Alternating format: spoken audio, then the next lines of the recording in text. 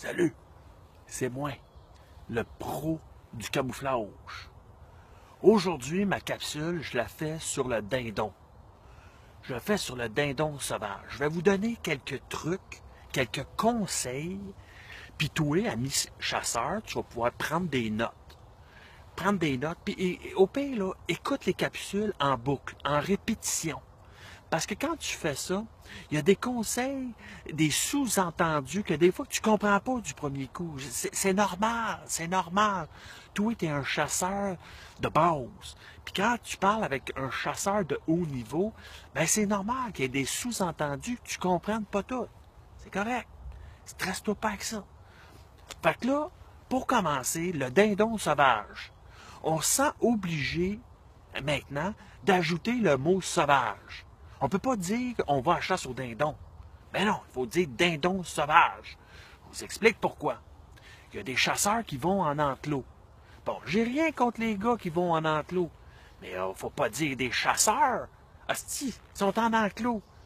Alors c'est pour ça que nous autres chasseurs, quand maintenant on chasse le dindon, on se sent obligé de dire qu'il est sauvage, qu'on n'est pas dans une coulisse d'enclos à quelque part, que là, le dindon, il est quasiment apprivoisé, puis qu'il s'agit juste de tirer dessus, ou bien de donner des coups de botte pour qu'il lève, pour qu'on puisse le tirer. Alors là, je ne ferai pas trop une crise là-dessus sur la chasse en enclos, mais c'est comme le gars qui s'en va dans une pisciculture, pêcher de la truite arc-en-ciel, puis qui se fait poser sur Facebook avec une truite de 3 livres et demi, puis il est tout content. « Hey, j'ai pogné ça, tabarnak, en mouche en plus! » Mais oui, tabarnak, t'as pas spécifié. T'étais dans une pisciculture, tabarnak, gros comme ça. En tout cas, ça, je veux pas m'éterniser là-dessus. OK, je veux pas le faire. Par contre, je veux vous donner quelques trucs, quelques conseils pour le dindon sauvage. Première chose, évidemment, c'est bon pour toutes les astis de chasse, le camouflage. Le camouflage va être important. Là, j'ai amené ici, juste à côté, parce que là, pour le but de la capsule, j'ai enlevé ma cagoule. Mais ça te prend une cagoule, il ne faut pas te voir la peau.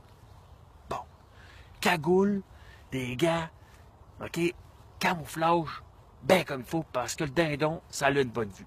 Première chose. Deuxième chose, les caules. Asti, les caules vont être importants, le dindon.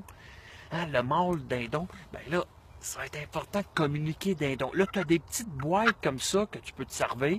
Hein? Alors là, c'est à toi à y aller, slack, slack, slack. Là, tu jases dindon. Là, c'est sûr aussi que toutes les autres caules que tu peux avoir de ce type comme ça, que là, tu peux faire aller pour attirer le mâle dindon. C'est ça, c'est sûr que ça, abuse pas. OK? Parce que si tu abuses de faire jouer le mâle, tu risques d'avoir à peu près 10 000 chasseurs qui vont t'arriver dans le dos, assis armés jusqu'aux dents. Fait que tu vas attirer peut-être plus de chasseurs que si tu utilises ta petite boîte, quick, quick, quick, un petit peu comme ça. Ça, c'est le deuxième conseil. Troisième conseil qui va être bien important, OK, au dindon, qui va être bien, bien, bien important.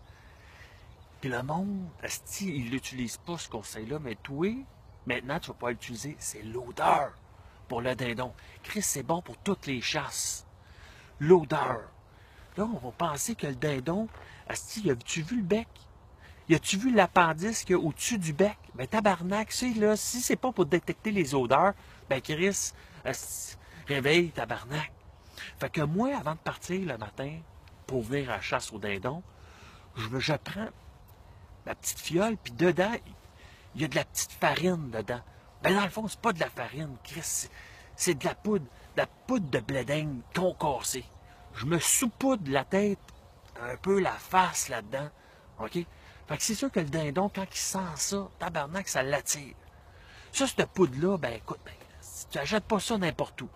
Moi, ce que je fais, c'est sûr que moi, je suis un chasseur spécial. Je suis affilié avec ma coop du coin. Mon vendeur à la coop, il me connaît, ça fait des années. Puis, tu sais, quand il me voit arriver, hein, il est content, tabarnak, parce qu'il sait que moi, je suis un acheteur, asti. Fait que quand j'arrive à la coop, je lui demande ma petite fiole hein, de farine, blé d'Inde concassé. Bon, c'est le même qui me vend aussi l'urine. Hein, parce que ça te prend de l'urine de boc en rut.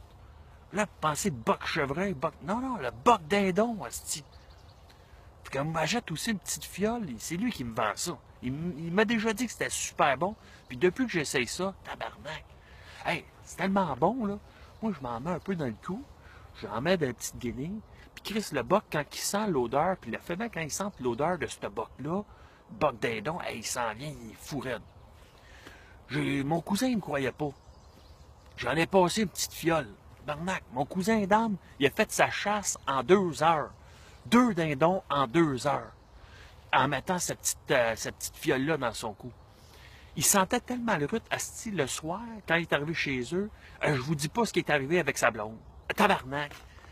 Si toi, tu prends pas ça en note comme conseil, comme pro du camouflage, ben là, écoute bien, c'est à toi à voir. Fait que là, moi, je te laisse sur ces bons conseils-là. Moi, je vais aller encore me camoufler encore une couple d'heures. Je vais attendre mon dindon, puis c'est de valeur que vous autres, hein, vous n'ayez pas mon odeur. Mais bref, si vous voulez d'autres conseils, d'autres trucs, gêne-toi pas, regarde mes autres capsules, puis les prochaines à venir risquent d'être bonnes aussi. Alors moi, le pro du camouflage, je te dis bonne chasse. Bye!